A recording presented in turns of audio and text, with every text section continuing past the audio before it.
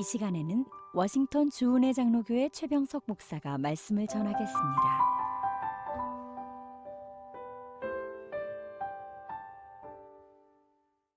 이 거룩한 주일 아침에 하나님께서 우리에게 허락하신 말씀은 신명기 6장 4절부터 9절 말씀입니다. 4절입니다. 이스라엘아 들으라. 우리 하나님 여호와는 오직 하나인 여호와시니 너는 마음을 다하고 성품을 다하고 힘을 다하여 내 하나님 여호와를 사랑하라. 오늘날 내가 내게 명하는 이 말씀을 너는 마음에 새기고 내 자녀에게 부지런히 가르치며 집에 앉았을 때에든지 길에 행할 때에든지 누웠을 때에든지 일어날 때에든지 이 말씀을 강론할 것이며 너는 또 그것을 내 손목에 메어 기호를 삼으며 내 미간에 붙여 표를 삼고 또 내 집 문설주와 바깥문에 기록할지니라. 아멘. 저는 오늘 주신 말씀을 힘입어서 말씀을 배우고 가르치라 라는 제목으로 말씀을 증거하려고 합니다. 교회를 다니는 교인들 중에 후탁 성도라는 말이 있다고 합니다. 이 말은 일주일 내내 성경 한 장, 찬송 한 곡도 안 부르다가 주일만 오면 먼지가 쌓인 성경을 이렇게 들고 후 불고 탁탁 쳐서 먼지만 털고 나오는 성도를 가리키는 말이라고 합니다. 예수님을 면회오는 정도로 신앙생활을 하는 분들을 꼬집어서 표현하는 말이라고 할 수 있습니다. 물론 이 자리에 계신 여러분들은 그렇지 않겠지만 이 후탁성도라는 말을 우리는 결코 웃어 넘길 수만은 없는 것 같습니다. 왜 그렇습니까? 이 땅에 살고 있는 수많은 크리스천들이 실상을 이 후탁성도라는 이 단어가 너무나도 잘 보여주기 때문입니다. 그렇다면 우리는 함께 고민해 봐야 합니다. 과연 어떻게 하면 하나님께 기뻐 받으시는 성도가 될 수 있을까? 하나님을 믿는다는 것은 과연 무엇일까? 내가 과연 어떤 삶을 살아야 하나님을 미소 짓게 할 수 있을까? 우리는 이 질문에 대한 답을 오늘 주신 말씀을 통해서 발견할 수 있습니다. 우리가 오늘 함께 읽은 신명기 6장 4절에서 9절 말씀은 쉐마라고 부릅니다. 이 쉐마라는 히브리어는 들으라 라는 말입니다. 이 말씀은 유대인들이 자신들의 신앙을 가장 간략하고도 정확하게 요약한 신앙 고백입니다.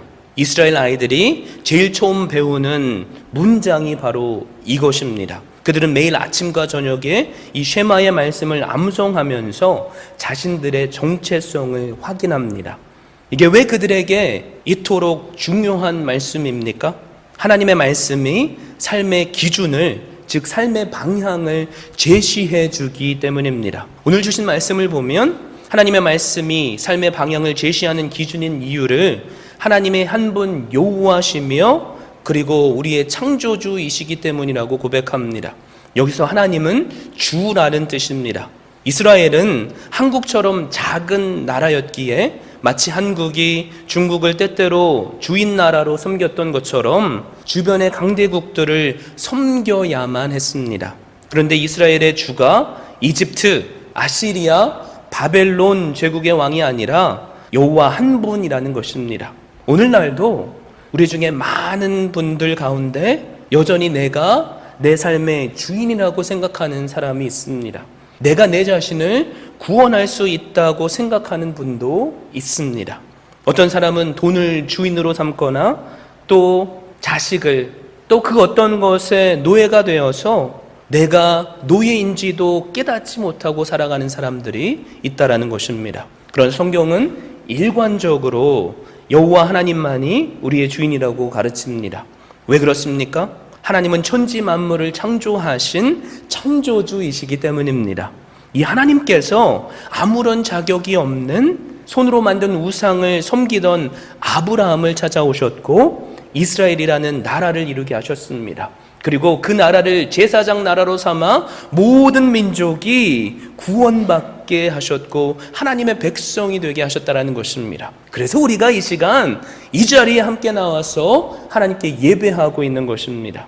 주신 말씀을 보면 유일하신 하나님 앞에서 이스라엘이 취해야 할 구체적인 태도를 본문 5절은 이렇게 말합니다. 너는 마음을 다하고 성품을 다하고 힘을 다하여 내 하나님 여호와를 사랑하라. 우리가 너무나도 자주 들었고 잘 아는 말씀입니다. 하나님 사랑이 모든 성도가 추구해야 할 본질이라는 것입니다. 하나님 사랑이 성도가 살아가야 하는 이유가 된다는 것입니다. 또한 이 하나님 사랑이 하나님을 미소 짓게 하는 것이라고 말합니다. 하나님을 믿는 사람이라면 이 하나님 사랑이 가장 중요하다는 것을 누구나도 알고 있습니다. 또한 그렇게 살고 싶지 않은 사람은 단 한 사람도 없을 것입니다. 그런데 문제는 사랑하기가 참 어렵다는 것입니다. 왜 그렇습니까? 우리가 매일 사랑을 이야기하지만 사람마다 생각하는 사랑의 기준이 다르기 때문입니다. 스스로에게 한번 질문해 보시기 바랍니다. 나는 하나님을 사랑합니까? 여러분 아멘이십니까? 그렇다면 무엇으로 그것을 확인할 수 있습니까? 가장 쉽게 우리가 할 수 있는 대답은 교회 생활을 열심히 하는 것입니다. 열심히 1년 52주를 한 번도 빠지지 않고 예배에 참석한다면 우리는 그 사람을 뭐라고 이야기하죠? 참 신앙이 좋은 사람이라고 이야기를 하죠. 또 헌금을 잘 내고 11조를 많이 드리면 이 사람은 신앙이 좋은 사람이라고 우리가 쉽게 이야기합니다. 그런데 여러분의 생각은 어떠십니까? 하나님께 헌금하고 주일 성수를 잘하는 것이 하나님 사랑의 증거가 되겠습니까? 여러분 어떠십니까? 우리의 대답은 그렇다고도 할 수 있고 아니라고도 할 수 있습니다. 신앙의 진정성이 우리가 표현하는 행동만으로 나타날 수도 있고 다르게 나타날 수도 있다는 것입니다. 왜냐하면 실제로는 하나님을 사랑하지도 않으면서 내 자신의 의를 드러내기 위해서 교회에 오고 또 헌금하는 경우가 있을 수 있기 때문입니다. 우리는 바리새인과 사두개인 종교 지도자를 통해서 이것들을 이미 알고 있습니다. 또한 이단을 추종하는 사람들에게서 보듯이 잘못된 열심을 우리는 낼 수도 있는 것입니다. 그렇다면 하나님 사랑의 가장 확실한 증거는 도대체 무엇이겠습니까? 오늘 주신 말씀을 보면 그 답이 나와 있습니다.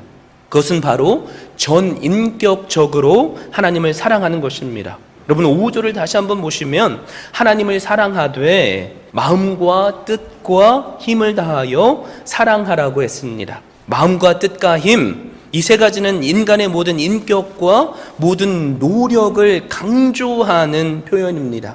바로 하나님께 대한 인간의 전적인 헌신과 사랑을 의미하는 것입니다. 하나님께서는 오늘 주신 말씀을 통해서 전인격적으로 하나님을 사랑하는 것이란 어떻게 해야 하는지 구체적으로 세 가지로 말씀하십니다. 그것은 바로 하나님 말씀을 마음에 새기고 또 가르치고 생활화하는 것입니다.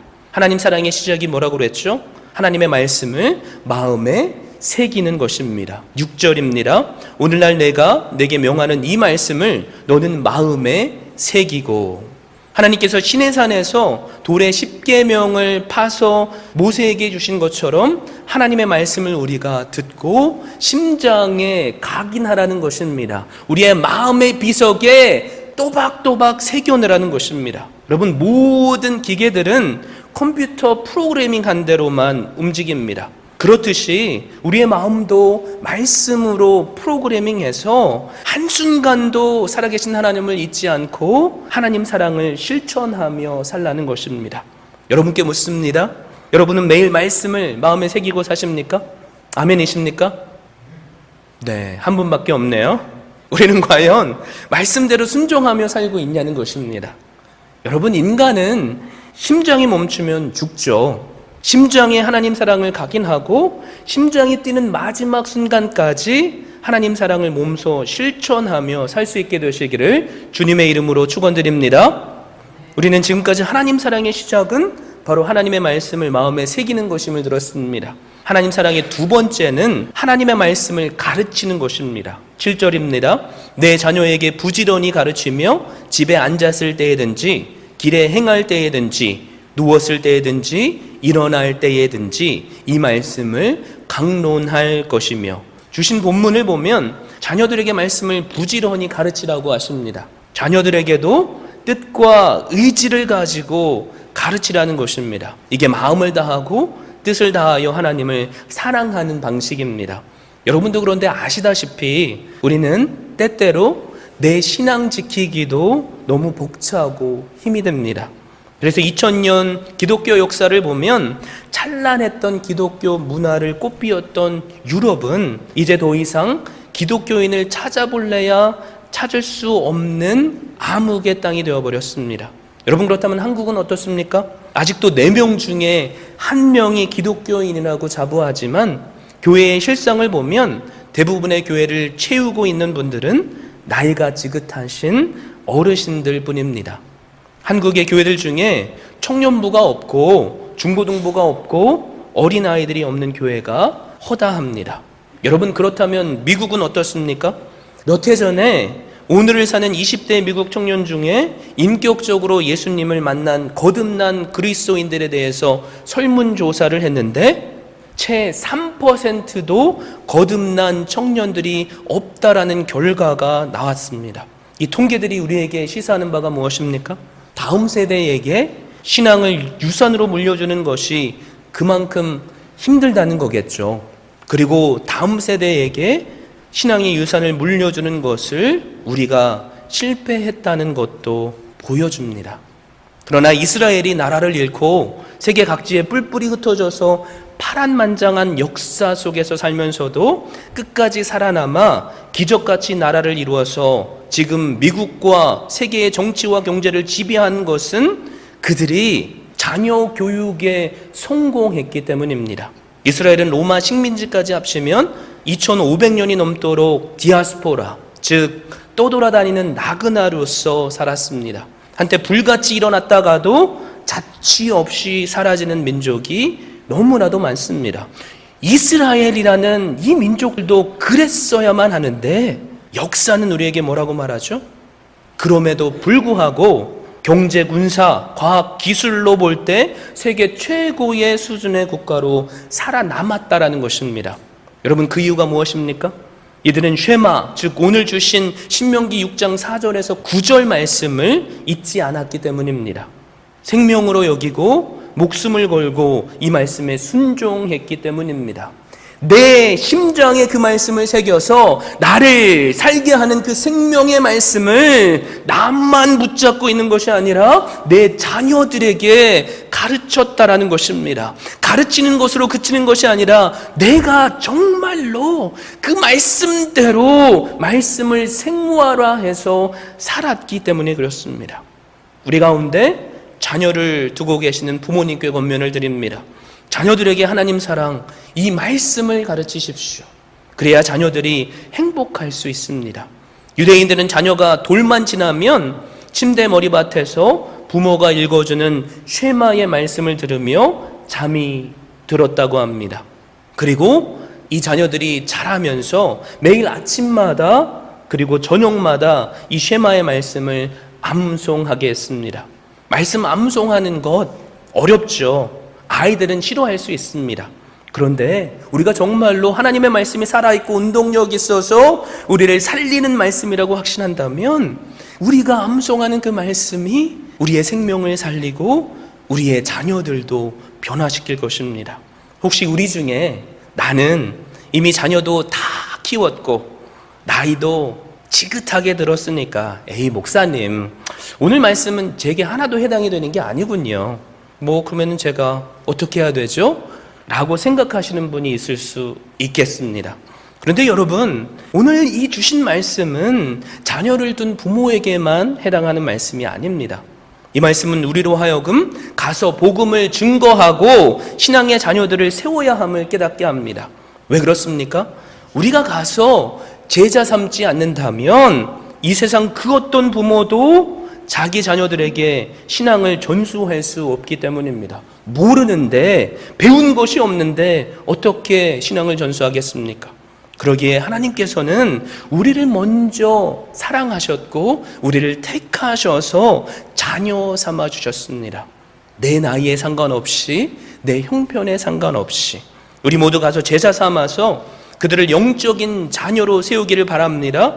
그래서 우리를 살게 하는 이 살아있는 말씀의 신앙을 우리의 다음 세대에게, 그리고 우리가 만나는 하나님을 믿지 않는 자들에게 전수할 수 있게 되시기를 바랍니다.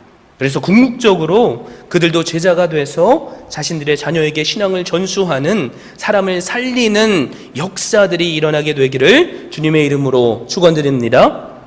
우리는 하나님 사랑의 시작은 바로 하나님의 말씀을 마음에 새기는 것이며 하나님의 말씀을 가르치는 것임을 들었습니다. 자, 이제 하나가 더 남았습니다. 하나님의 사랑의 세 번째는 하나님의 말씀을 생활화하는 것입니다.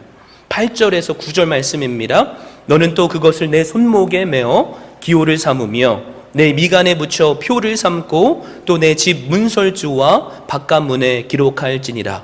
하나님 사랑에 대한 말씀을 손목에 매라고 했습니다. 이것은 하나님의 말씀을 모든 행동의 지침으로 삼으라는 것입니다. 하나님 사랑에 대한 말씀을 우리 미간에 붙여 삼으라고 했습니다. 하나님의 말씀을 모든 사고와 판단의 기준으로 삼으라는 뜻입니다. 다시 말해 하나님의 말씀이 내 생각 곳곳에 깊숙이 스며들어서 그 말씀대로 살아가라는 것입니다. 내 집 문설주와 바깥문에 기록하라 라는 말씀은 하나님의 말씀이 가정을 온전히 주관케 하도록 하라는 뜻입니다. 한마디로 정리하자면 뭐죠? 보고 계신 대로 말씀을 생활화하라는 것입니다. 여러분, 왜 그렇습니까?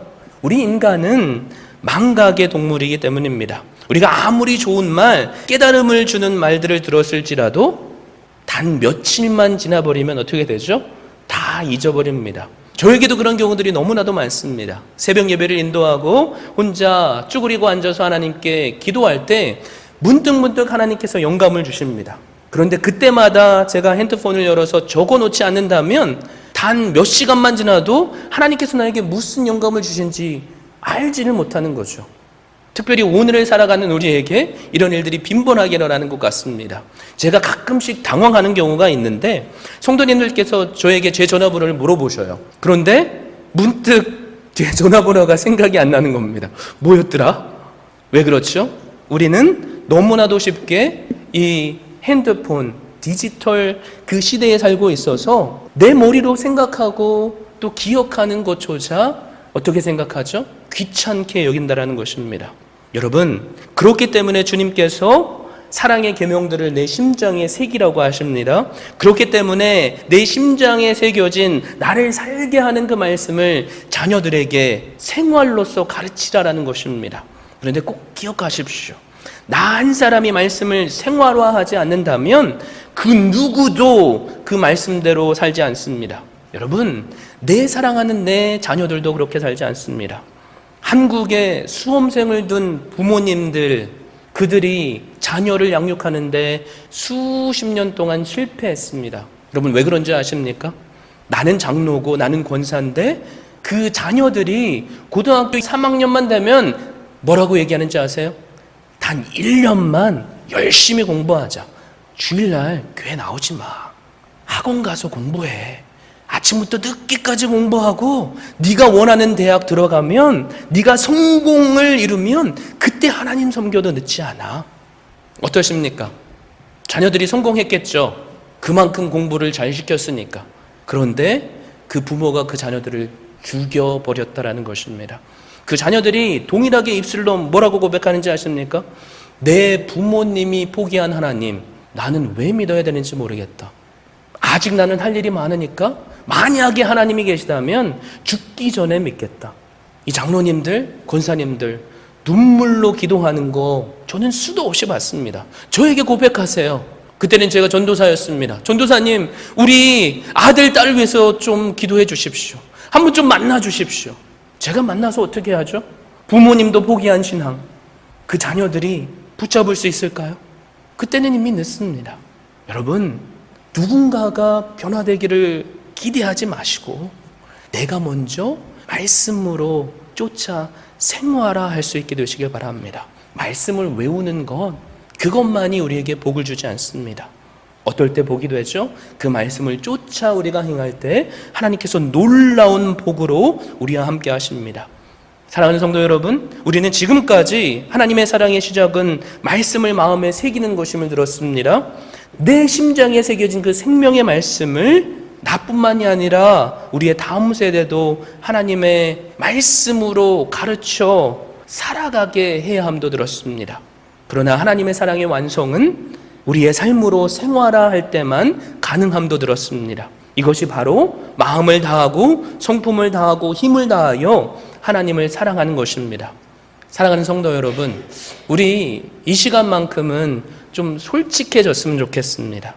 이 세상 수많은 후탁 성도들 뿐만이 아니라 우리도 이거 솔직히 못하고 살고 있지 않습니까? 말씀을 증거하는 저조차도 너무나도 부끄러운 모습이 많습니다. 여러분은 어떠십니까? 분명히 우리에게 오늘 주신 말씀대로 살아가지 못하는 이유가 있을 것입니다. 여러분, 그 중에 가장 큰 이유는 바로 우리 모두는 너무나도 바쁘다는 것입니다. 새벽부터 저녁 늦게까지 쉴 새 없이 일하는 것이 우리의 현실입니다. 때로는 밤늦게까지 일을 해야 할 때도 너무나도 많습니다. 그래서 우리는 너무나도 쉽게 이렇게 말을 하죠. 하나님께서도 내 형편을 아시니까 이해해 주실 거야. 사랑하는 성도 여러분, 그런데 정말 진짜 이유가 뭔지 아십니까? 그것은 바로 우리가 진짜로 하나님을 사랑하지 않아서 그렇습니다. 이 말씀에 충격을 받으시길 바랍니다. 우리가 하나님을 제대로 알지 못해서 그런 것입니다. 우리가 하나님의 사랑을 진짜로 이해하지 못해서 그렇다는 것입니다. 이것은 마치 아침 일찍 출근해서 저녁 늦게까지 피곤하게 일했음에도 불구하고 1시간이 넘는 거리를 운전해서 단 5분이라도 사랑하는 사람을 보고 싶은 갓 시작한 연인들을 보면 알 수 있습니다. 여러분, 학생들은 어떻습니까? 공부할 시간이 부족하다고 수도 없이 말하죠. 그런데 우리의 자녀들, 학생들은 이 핸드폰을 무슨 보물처럼 여기고 손에 떠나지 않게 쥐고 삽니다. 이 핸드폰이 단 5분만 내 손 안에 없으면 불안해하죠. 부모의 시선으로 보면 심지어는 공부하는 시간보다 핸드폰을 보는 시간이 더 많게 느껴지기도 합니다. 어떤 분은 아무리 피곤해도 새벽 늦게까지 인터넷으로 바둑을 두시는 분이 있답니다. 밤새도록 드라마를 보는 분도 있을 수 있습니다. 아무리 피곤해도 내가 좋아하는 운동 시간은 꼭 만드는 사람도 있습니다. 이처럼 우리가 하나님을 사랑하기 전에 하나님이 먼저 우리를 사랑하셨다는 사실을 아는 게 너무나도 중요합니다. 내가 하나님의 사랑을 받았다는 사실을 아는 사람만이 하나님을 사랑할 수 있기 때문입니다. 이것을 모르는 사람은 절대로 하나님을 사랑할 수 없습니다. 그러므로 하나님을 사랑하라라는 말은 하나님이 먼저 우리를 사랑하셨다는 사실을 알아야 한다는 말과 동일합니다. 우리가 하나님의 사랑을 진짜로 알게 되면 습관이 아니라 의무가 아니라 정말로 하나님의 말씀을 내 마음에 새길 수 있습니다. 그리고 그 말씀을 생명으로 알고 확신하며 가르칠 수 있습니다. 그리고 그 말씀을 쫓아 생활화할 수 있습니다. 사랑하는 성도 여러분, 혹시 의인 이수현이라는 청년에 대해서 아십니까? 이 청년은 바로 2001년 아르바이트를 마치고 귀가하기 위해 도쿄 한 전철역 승강장에서 전철을 기다리던 중에 선로로 추락한 술 취한 일본인을 구하고 자신은 미처 철도에서 나오지 못해서 숨진 일본 유학생입니다. 이 청년의 용기 있는 행동은 일본 사회에 큰 충격을 안겨줬습니다.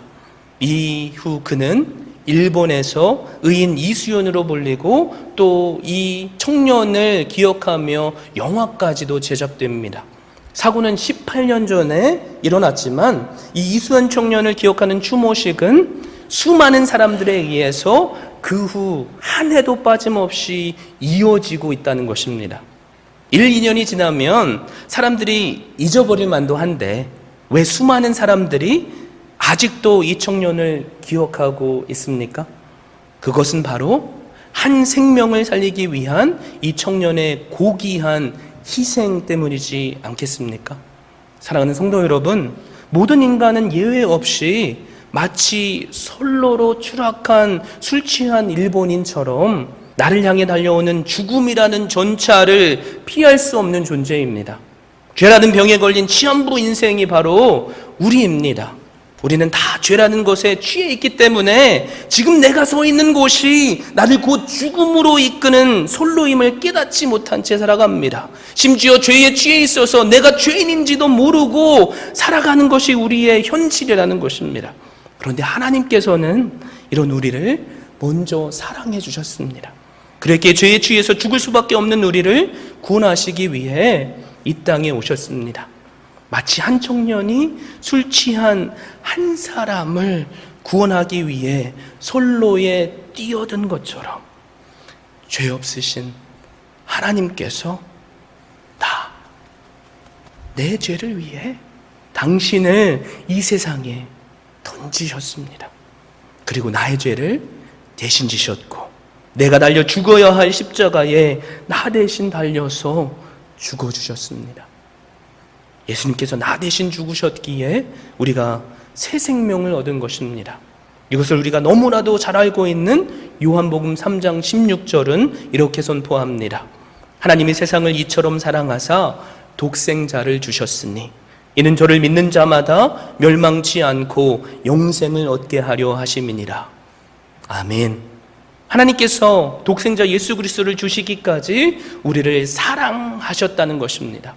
술에 만취한 일본인은 술이 깰 때까지 한 청년이 자신을 대신해서 죽기까지 희생했음을 몰랐을 것입니다. 그러나 그는 그것을 사람들에게 들었습니다.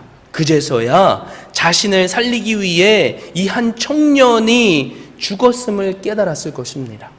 그리고 그 희생에 감사해서 지금까지 이 청년을 18년 동안 추모하고 있는 것입니다. 오늘 이 시간 우리도 예수님의 십자가의 사랑을 깨닫게 되시기를 바랍니다. 나를 대신해서 죽어주신 이 예수님의 희생에 감사하여 그분을 나의 구주로 영접할 수 있게 되시길 바랍니다.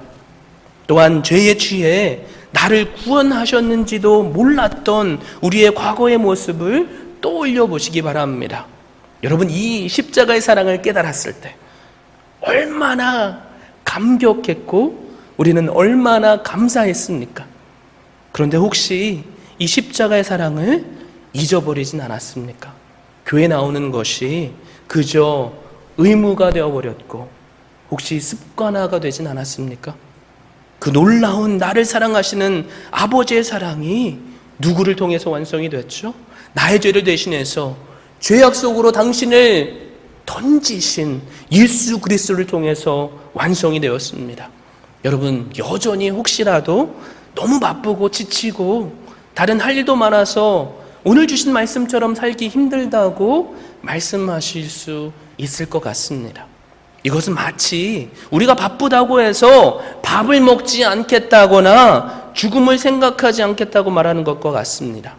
우리는 아무리 바빠도 식사 때가 되면 밥을 먹습니다. 왜 그렇습니까? 안 먹으면 우리가 죽기 때문입니다. 그리고 언제 다가올지 모르는 죽음을 우리는 날마다 준비하면서 삽니다. 여러분, 아무리 좋은 명 클래식 음악도 저는 그 음악을 들으면 저에게 감흥을 주지 못합니다. 클래식 음악 자체가 문제가 있는 게 아니에요. 뭐가 문제죠?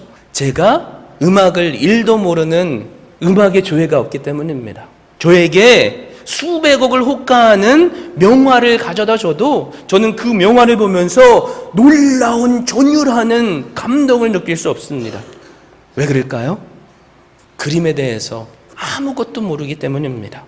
여러분, 우리는 아는 만큼 볼 수 있습니다. 아는 만큼 들을 수 있습니다. 여러분을 향하신 이 하나님의 사랑을, 그 독생자 예수 그리스도까지 보내주신 그 사랑을 이 시간 깨닫게 되시기를 바랍니다. 쉐마 이스라엘이라는 명령에 귀를 기울이십시오. 마음에 그 말씀을 새기십시오. 자녀를 제자 삼아 가르치십시오. 가서 믿지 않는 수많은 영혼들을 제자 삼아서 가르치게 되시기를 바랍니다. 그리고 그 말씀을 생활화하십시오. 그래서 하나님께서 기뻐 받으시는 성도, 하나님을 미소 짓게 하시는 성도가 오늘을 살아가는 저와 여기 계신 주은혜 교회 모든 성도님들이 될 수 있기를 주님의 이름으로 축원드립니다. 지금까지 워싱턴 주은혜 장로교회 최병석 목사였습니다. 주은혜 교회는 오직 하나님만을 높이고 말씀만이 선포되며 제자를 세워 세상을 변화시키는 교회입니다. 이를 위해 첫째, 하나님만을 예배하는 교회, 둘째, 가정을 세우는 교회, 셋째, 다음 세대를 깨우는 교회, 넷째, 세계 선교에 헌신하는 교회, 다섯째, 제자 삼는 교회. 이상 5가지의 핵심 가치를 두고 섬기고 있습니다. 워싱턴 주은혜 장로교회 주일 예배는 오전 11시, 수요 예배는 오후 8시, 새벽 예배는 화요일부터 토요일 오전 6시에 드리며 주소는 12851 나이트 아크로드, 페어팩스, 버지니아 22030입니다. 여러분을 예배의 자리로 초청합니다.